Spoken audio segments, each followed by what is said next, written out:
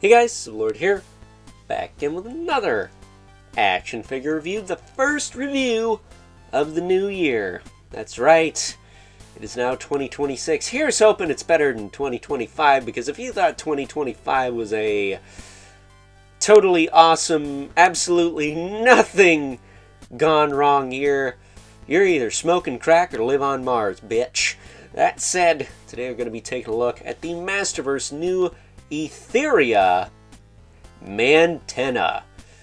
The eye guy himself. Brought to us by the fine folks over at Mattel. And I gotta say, I'm surprised this character is not deluxe, because he seems deluxe. Maybe not from the waist down because of lack of articulation, but as far as size goes, he is very large and in charge. He literally filled up the package. The standard Masterverse package, that is. So with that being said, why don't we cut right to the chase and get into the meat and taters of this review and take a look-see at all Mantenna has to offer in terms of accessories, starting off with this crazy organic gun wrist thing. And you can actually pop the end off of this, like so. It's just a little socket joint there. You do actually get, for what it's worth, 2 of these things. There you go. I don't know what for. And there appears to be a little notch in the front here. That doesn't fit on anything. I don't know what that's for. If somebody knows, please let me know. I'm clueless. But one thing you can do is you can take one of these eye stock pieces. Now you get 4 of them. I have them attached together in sets of 2. But what you can do is you can plug this in like that. And then plug one of those eyeball things in. And bada bing, bada boom, you got a crazy whip weapon. Which is pretty frickin' cool, man. I dig that. Or we take those pieces off. So I can tell you articulation's not going to be something that takes very long with this guy. Is that a bad thing? I don't know. But you can straight up rip his face off, a la Motu Classics. And that's horrifying, because his like upper mouth is up here and his lower jaw is there. Either way, we're actually going to pop his whole situation off there. And we are going to try to rip these eyeballs out. Thankfully, his head is soft plastic, so that's relatively easy to do. Relatively. After that, we can take his eyeballs and pop them in those eye stalks. That one out first before I get too far ahead of myself. Come on. Come on. There you go. That's a good, crazy eyeball. But we do that.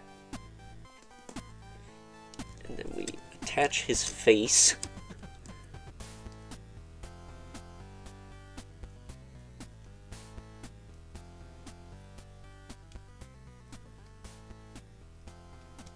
There we go.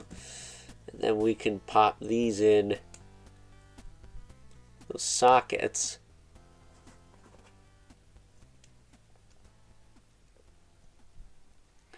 Now we have extremely crazy long eye stalks for our Mantenna. Look at that. That is the thing of nightmares. I do say so myself. Now granted, so he doesn't take up as much space, I might just use 2 of these on his eyes, and then 1 on his, or 2 of them on his weapon. Just because that's less stuff to put away. But that is pretty cool that you can do that. And then to put the eyeballs back in, I don't think you have to pop this piece out. I would say, yeah, you probably do.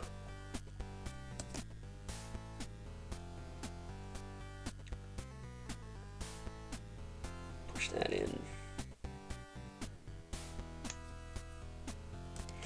So in a sense, he does have articulated eyes, which is pretty crazy. My dad mentioned they look like Ed Roth Hot Rod Monster eyes, which, yeah, they kind of do. Pop that in.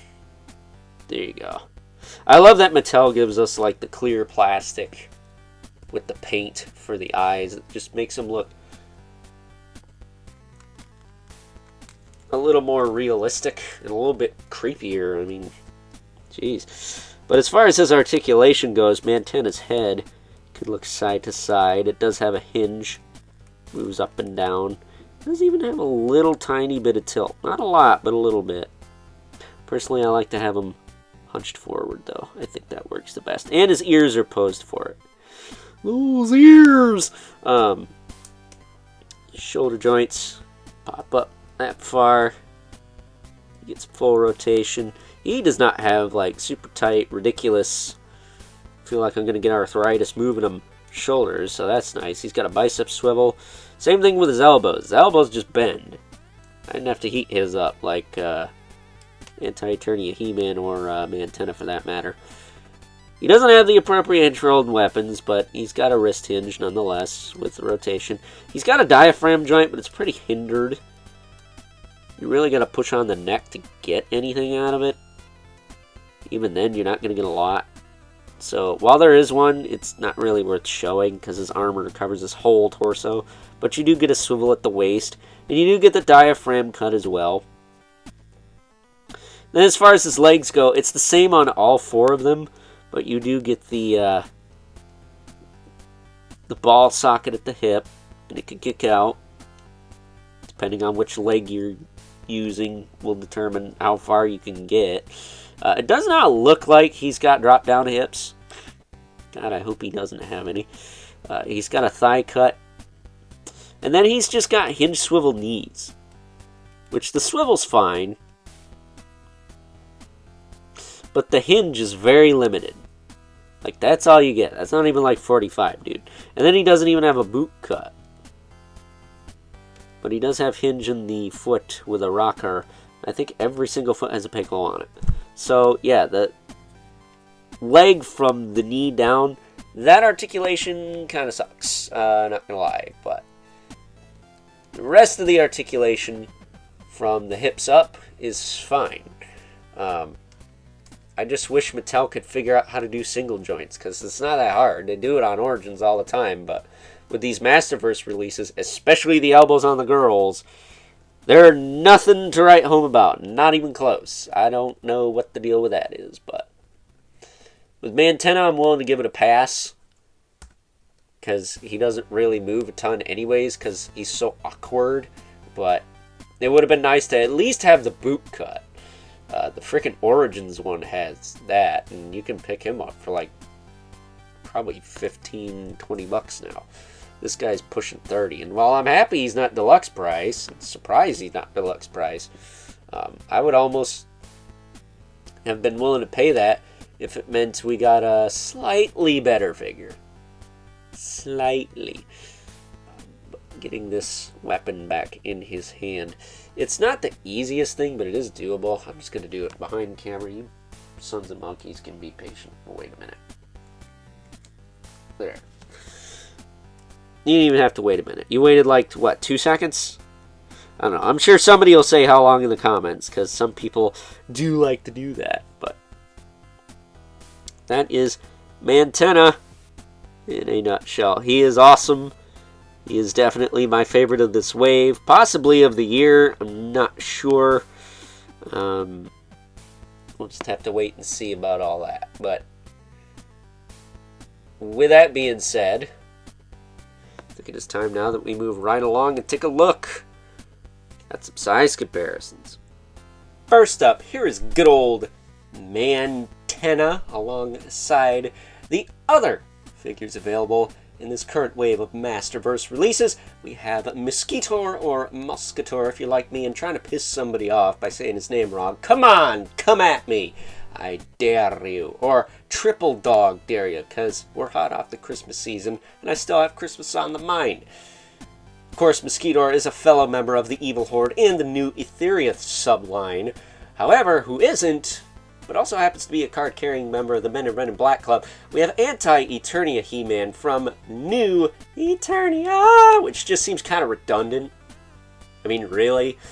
But it's an awesome rendition of that particular character, although the white helmet does throw things off a bit, doesn't it? That said, Mantenna is a big boy. I'm surprised he wasn't a deluxe release. I'm glad he wasn't a deluxe release. It's always nice to pay less than $30 for something pretty substantial like this, but at the same time, I would have probably paid the deluxe price if they tweaked the legs and maybe gave him some lightning accessories, because it still feels weird. They've got like pig hole eye thingies. They don't really do anything. It's very odd, but getting these out of the way.